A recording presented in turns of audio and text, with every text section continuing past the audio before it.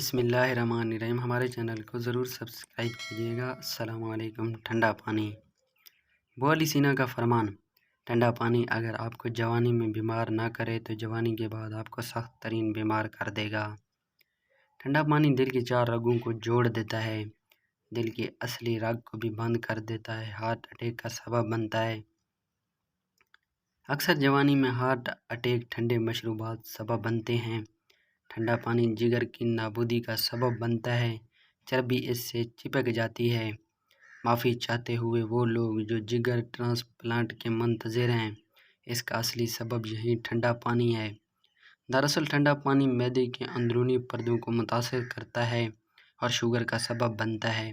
ٹھنڈا پانی معدے اور بڑی آنت کو نقصان پہنچا کر کینسر کا سبب بنتا ہے۔ سب کو بتائیں، یہ صدقہ جاریہ بنے گا۔